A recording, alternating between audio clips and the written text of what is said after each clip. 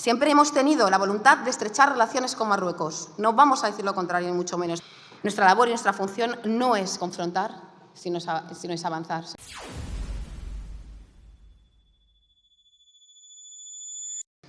El origen de lo que está sucediendo con la situación de la antigua provincia española del Sáhara Occidental se encuentra en tres acontecimientos muy importantes que se produjeron en 1975. Yo estuve allí. En mayo, la visita al Sáhara de una comisión de las Naciones Unidas en la que hubo manifestaciones de saharauis a favor del Frente Polisario y en contra de España. A partir de esa fecha, los hostigamientos a nuestras fuerzas por parte del Frente Polisario fueron muy frecuentes. Sufrimos bajas y capturas de prisioneros. En noviembre de ese mismo año, la conocida Marcha Verde, invasión ordenada por Hassan II, con cientos de miles de marroquíes, se calcula entre 300.000 y 600.000, entre ellos un 10% de mujeres y cuya única arma era el Corán.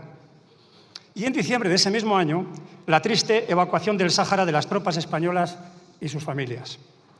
Fueron momentos muy relevantes de la historia de España que algunos representantes políticos, en particular el actual presidente y su gobierno, parecen desconocer, traicionando a un pueblo saharaui que en 1975 poseía un documento nacional de identidad español y vivían en una provincia española. Desde la invasión pacífica del territorio hasta la fecha, España ha sido potencia administradora y se han producido varios intentos, fallidos todos, para encontrar algún acuerdo que permita al pueblo saharaui vivir en paz y con garantías de seguridad.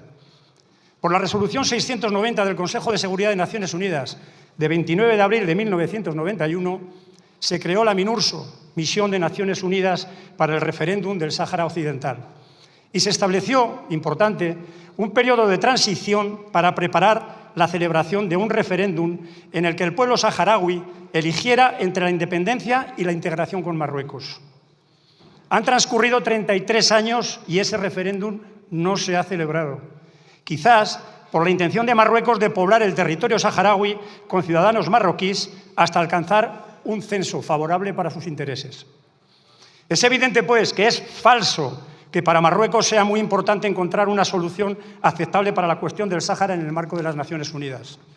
La neutralidad e imparcialidad de España en el asunto comienza a dar un giro a partir del conocido como caso Gali, líder del Frente Polisario, cuya entrada ilegal en España en el mes de abril de 2021 fue detectada por los servicios de inteligencia marroquíes, convirtiéndose en un escándalo y creando un serio conflicto diplomático con Marruecos, que provocó tres cosas. La primera, el cese de la ministra González Laya, amenazando con llegar más arriba incluso al propio presidente del Gobierno. La retirada de la embajadora marroquí de España.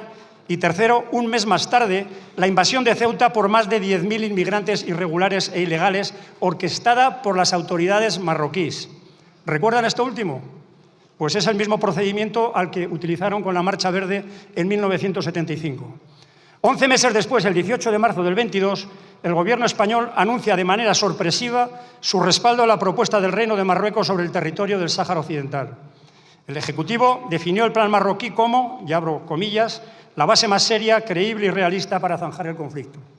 Esta decisión personal, unilateral, arbitraria y falta de transparencia de Pedro Sánchez, comunicada a través de una carta publicada por la Casa Real marroquí, modifica la posición histórica de España respecto al Sáhara, eludiendo a Su Majestad el Rey, al resto de su propio gobierno e incluso la posición de su propio partido y, lo que es más grave, evitando todo debate parlamentario, lo cual no es aceptable, pues, como saben, la política exterior es una política de Estado y, por lo tanto, necesita de consenso, especialmente con los principales partidos de la oposición. Este cambio de postura con respecto al Sáhara Occidental trajo como daño colateral la protesta de Argelia y sus condiciones con respecto al gas, con lo que estaba cayendo en aquellos momentos, hablamos del año 2022. En fin, una política exterior de despropósitos con relación a nuestro vecino Marruecos y todo ello sin contar todavía con las implicaciones del caso Pegasus. 3 semanas más tarde, Sánchez y Mohamed VI firman una declaración conjunta con una posición contraria a la voluntad manifestada por todos los grupos de esta Cámara sin excepción, y que se nos ha tratado de vender, y abro comillas de nuevo, como una nueva etapa de partenariado entre España y Marruecos a fin de construir una relación sobre bases más sólidas. Declaración que contiene... ¿Se pueden callar, por favor? ¿Se puede callar, por favor? Es que me está interrumpiendo. No me hace caso, es igual. Declaración que contiene 16 puntos de buenas intenciones, pero que no terminan de concretarse. a pesar de los acuerdos alcanzados sobre los mismos en la 12ª reunión de alto nivel en Rabat en febrero del año pasado. Acuerdos que suponen un impacto en la vida diaria de los españoles y en la soberanía de nuestra nación. Sería recomendable que España mantuviese el control del espacio aéreo hasta que se concretase la independencia o no del Sáhara Occidental. España debería apoyar los trabajos de Minurso, pero incidiendo en la no manipulación marroquí del censo. El caso Gali inicia una tormenta diplomática que desata una agresión híbrida contra España en mayo del 21, plasmada en 3 hechos. El primero, la invasión de Ceuta y Melilla por parte de miles de personas que reventaron la frontera. La segunda, la retirada de la embajadora. Y la tercera, la intromisión maliciosa en los teléfonos del presidente hasta en 2 ocasiones. También los de las ministras de Exteriores, de Defensa y del Interior. El hecho del hackeo a los teléfonos del presidente fue ocultado durante todo un año y solo fue comunicado a la opinión pública española en mayo del 22. Y como cortina de humo, cuando se conoció que el gobierno socialista había hackeado también con Pegasus el teléfono del presidente de la Generalitat catalana en 2019, mientras que el señor Sánchez negociaba con su partido su investidura. Así que, señores de la Esquerra, a ustedes les pasa lo que les pasa. Pierden el gobierno de Cataluña, son relegados a la insignificancia en generales europeas y nada peor les puede pasar. Con amigos como estos no necesitan siquiera los de Junts. Previamente, se había producido algunos hechos relevantes que hasta el más ingenuo no tendría dudas en atribuir a la información incautada.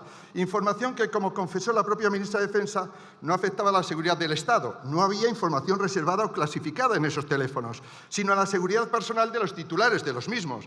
Es decir, señorías, el Gobierno, autor de la infectación, según sospechan Francia y el propio Parlamento Europeo, pero que el Gobierno ampara entorpeciendo la acción del juez Calama, no poseía información capaz de chantajear al Estado, pero sí a los titulares de los teléfonos. Y eso justifica lo que sucedió. Al mes siguiente de la intromisión, el 10 de julio, y tras solicitarlo a Marruecos, la ministra Olaya es destituida. Y lo más grave, en marzo del año siguiente, sin conocimiento del Consejo de Ministros, ni comunicación previa o explicación al Parlamento, contraviniendo el programa electoral del Partido Socialista y sin que de firmante constaran opiniones similares al respecto, las autoridades marroquíes filtran una carta firmada por el señor Sánchez que reconoce la soberanía de Marruecos sobre el Sáhara, lo que supone un giro unilateral y copernicano en la política exterior española. Una carta que no fue redactada por el posteriormente cultivador del género epistolar psicodramático, sino emanada de los propios medios del gobierno marroquí y mal traducida con Google, pero ratificada por el señor Sánchez.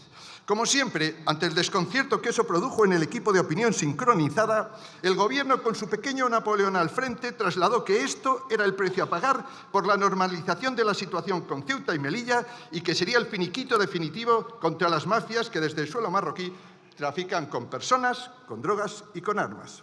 Pues bien, a pesar de todos los anuncios, bulos, reuniones bilaterales, entre las que se incluye la de la 12ª, no 12ª, señora presidenta, reunión de alto nivel del año pasado, lo cierto es que las aduanas siguen cerradas a cal y canto y el tráfico de drogas, armas y personas continúa considerado como una de las principales amenazas para nuestra seguridad nacional, como reconoce la Estrategia de Seguridad Marítima de 2024 que ustedes mismos han redactado y que pudimos recientemente comprobar con el asesinato de los guardias civiles en Barbate.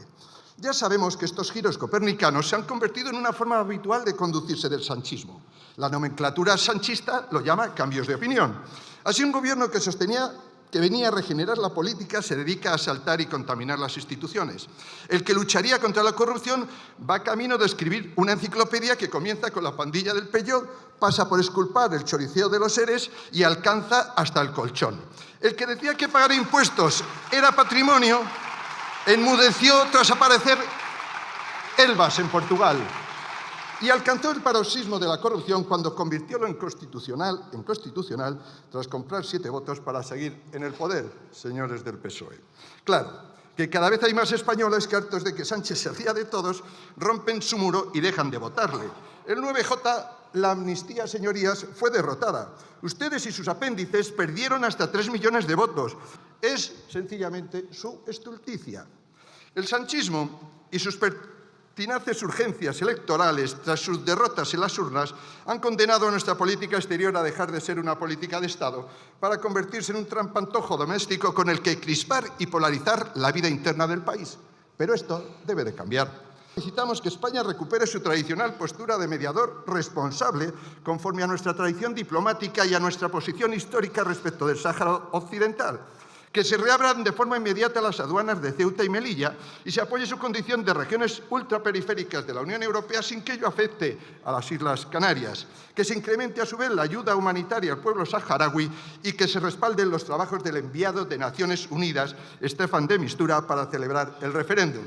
Y para ello, señorías, es para lo que espero recibir su apoyo. Ya sé que el de algunos no lo conseguiré, pero espero conseguir una mayoría suficiente, coherente con lo que se ha aprobado en la Comisión de Defensa, para poder conseguir que una vez más derrotemos la insustancialidad del Gobierno. Nada más y muchas gracias.